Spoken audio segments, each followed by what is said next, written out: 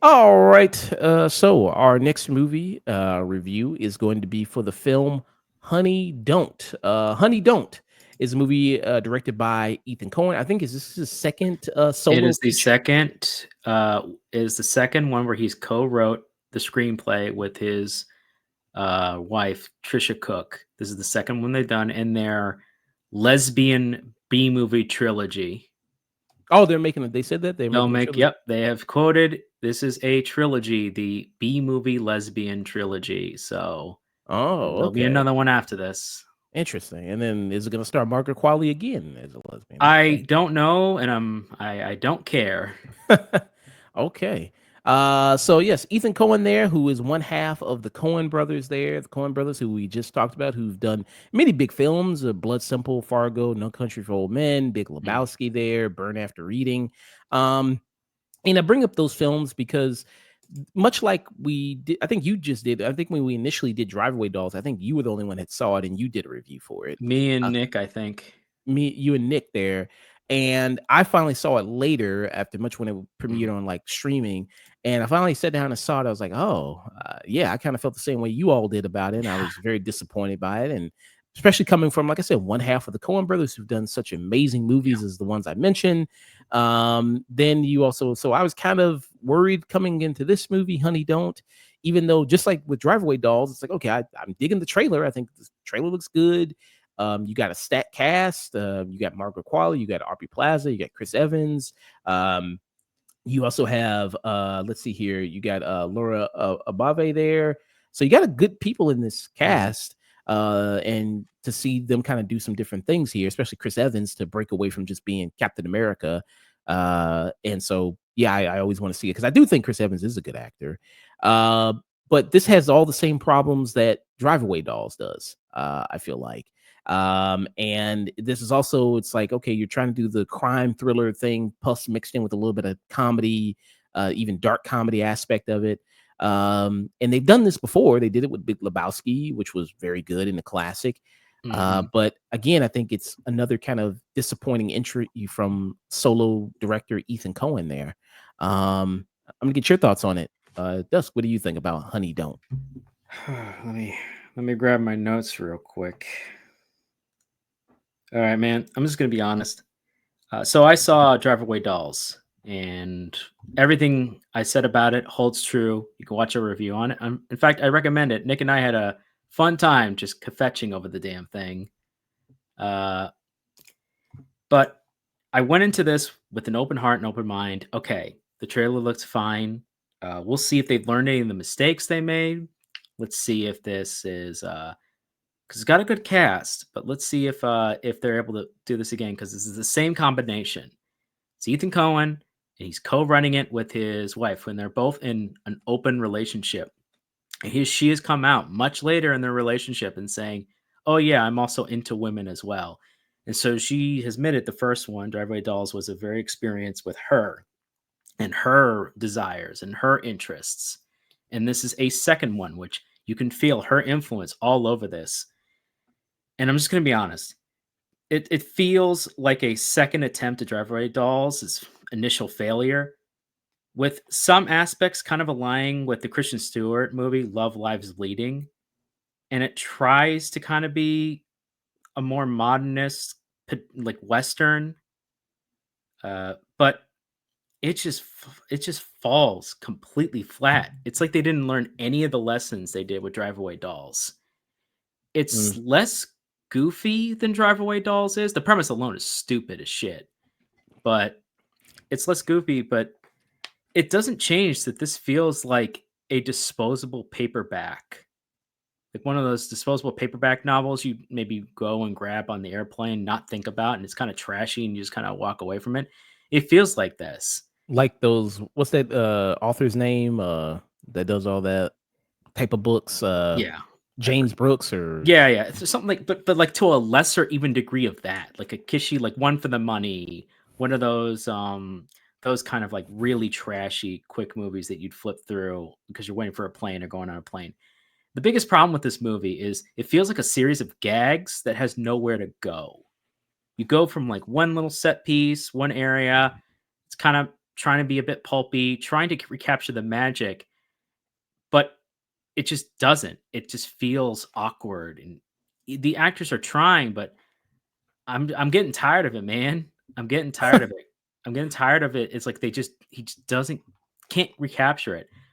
Margaret Qualley is a fine enough actress, but I'm getting tired of seeing her in stuff like this Mm. because I just feel like it's not only a waste, she kind of feels it feels like Alien in a way, where they're going through the motions of what a Coen Brothers movie should be. And for all she should fit this kind of a role, but she feels almost like a poser. Like Mm. she doesn't belong in what they're trying to do. And she's trying to be this like Uma Thurman or these kind of characters, like Tarantino, pulpy kind of character. But she just either it's the script or just the direction because she is just not nailing it. It is just awkward. And Mm. it just doesn't work. It's the same thing with Audrey Plaza and Chris Evans and Charlie Day. Charlie Day is like one of the few characters that kind of escapes most of it because Charlie Day is just so weird on its own. He can kind of roll with the punches. He's got more comedy experience, so he can go Mm. through it. Chris Evans always had a limited range of acting for the most part, but he's like the most enjoyable part of this because he kind of hands it up as this preacher who's just a snake oil salesman basically, and goes into debauchery and is kind of lying to his flock. There are elements in this movie I'm like, okay, this could have made a very interesting little pulpy thing, but it never flows together. It never quite gets there. It just feels like a scenes of vignettes that just go and then and then and then, which is very similar to Drive Away Dolls.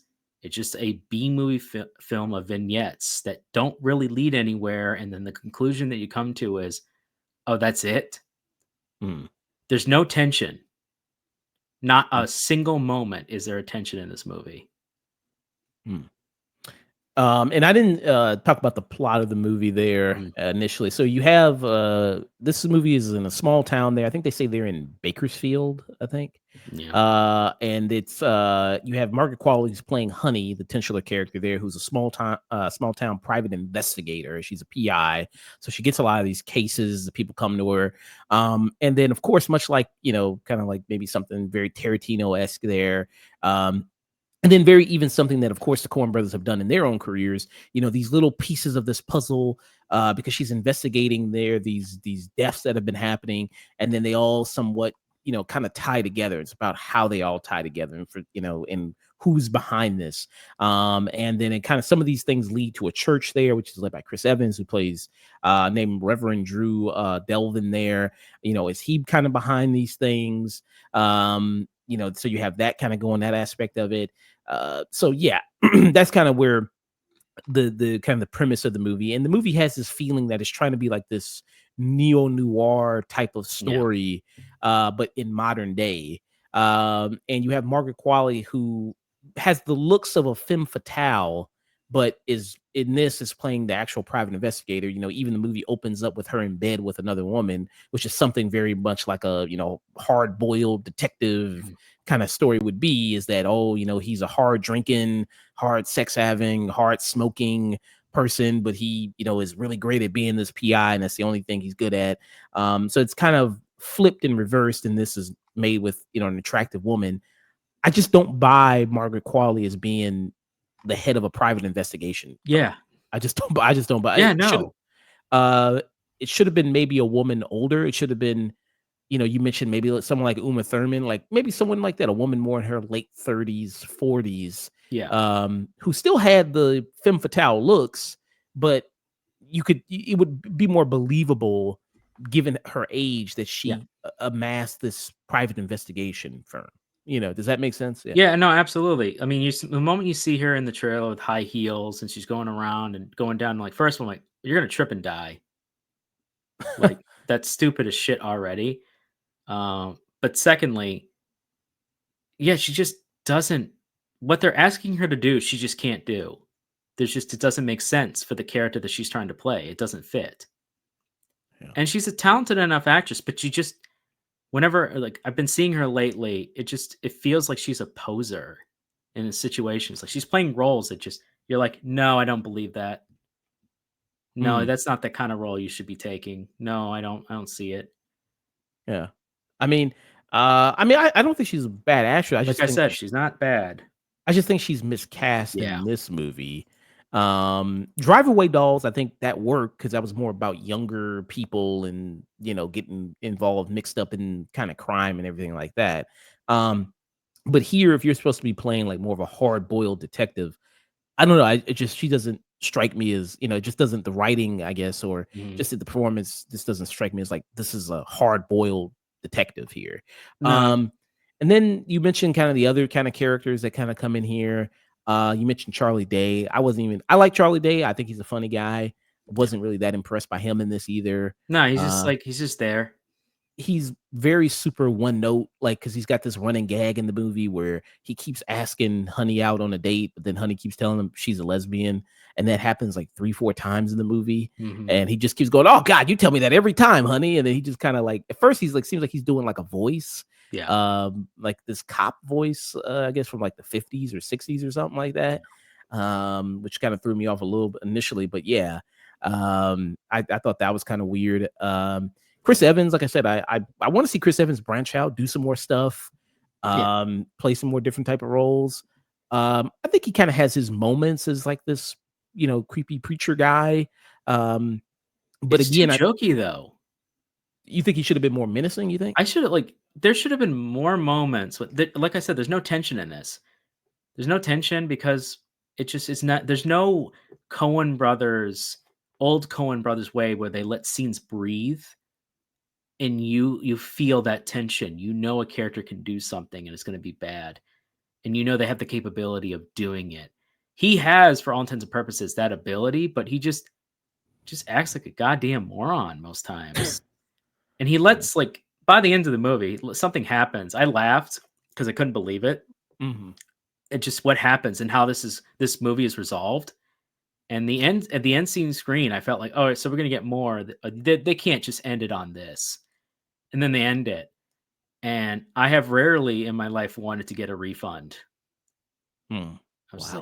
like, oh man, But yeah, I mean the stuff. It's just the writing feels kind of flat and it n- sucks. not very interesting. Yeah, It's it not very sucks. punchy. Like a movie like this should have more punchy kind of Yeah. writing to it, more like something like I guess Shane Black or something like that. I think would fit a movie like this Or more. Joel Cohen maybe should have helped write this and direct this maybe. Because I think Yeah. at this point, one movie, it's okay, you try something different, it's whatever. Second movie, it's a pattern. This is your second movie out of a supposed B movie lesbian trilogy that you guys want to make. It's very clear that the writer for this, you're his wife, his partner, I should say, at this point, is very focused on telling stories that she wants to tell, or and with getting help from her partner. And I'm sorry, she just can't write. She Well, he can't did do co-write this. it. She's a co-writer. They neither of them can write because clearly Joel Cohen was the reason those movies were as nuanced as they were. Because you can Mm, feel the moments that where Ethan comes in, and you're like, okay, these little moments, these like dark humor, little moments here and there, these brief moments of levity here and there, that's Ethan. That's his personality. And then the more serious, the moments of tension, the moments of these, that's Joel. And they were able to very balance them and made some of the best thrillers ever made. mm, These, when you ask them, it's like, oh, the same people made these. There's no balance for it. It's just someone else who's already kind of jokey or lighthearted with some dark gallows humor. And then you add not great writing on top of it with an over the top pulpy B movie shtick. And it just doesn't work. yeah. And I mean, Joe Cohen, the only other movie he's done outside the partnership is The Tragedy of Macbeth, which I liked a lot. I did Yes. like. I thought that was really good. I Um, thought it was a fair interpretation. but Ethan Cohen, solo wise, yeah, he's kind of 0 for 2 for me. Yeah, at I this gotta. point, look, when Love Lies Bleeding feels more like what they're trying to do, a better version of the 2 movies they've come out with, you've got problems. Yeah, yeah. Now, Love Lies Bleeding is really good. I recommended that That's what movie. I'm saying. That movie came It out the feels more same. like a Coen Brothers movie, what they're trying to do, than what they've been doing for the last 2 movies. Yeah. And this movie, I mean, it came out the same year as Driveway Dolls. It did. We compared it at that time too. Yeah, and I did a review for it, and I was like, "Yeah, this feels like more like a Coen Brother movie than actual Coen Brother movie that came out Yeah. that year." And this has, I mean, it's got some like kind of dark humor Oh, moments hell yeah. in it, but it's really good and it's really well done. Yeah, it's Great, not a perfect movie, but it does feel like it felt like a much better homage to what a Coen Brothers movie would be if they were trying to do what they're trying to do, what Ethan and his partner are trying to do. yeah, and it's filled with a lot of great tension and things closing in, and you feel Oh that yeah. even as a person watching the movie, so that's really good. But yeah, yeah, I just think this is a kind of another disappointing entry for me for Cohen solo feature. And if this is supposed to be a trilogy, maybe I don't know, maybe three times the charm. I don't know, maybe the third one I'm gonna like with it. Yeah, I just think ultimately Mark Qualley's. I think she's miscast in this. Um, I think the writing is flat and not really that good in it. Um, it's a good. I think the pieces are there for a great movie. This setup, this noir kind of setup there, like I said, with the woman that looks like a femme fatale, but then is the Yeah, actual private Margaret investigator. Qualley just is not the right person for that role. Yeah. I don't know what they're gonna do next for the part of it, but maybe, like I said, maybe that'll be turn out better. And I don't know, the actual mystery of itself and then the conclusion It's of it is dumb. like I don't think this really I don't think this really works. Yeah, no, it Uh doesn't.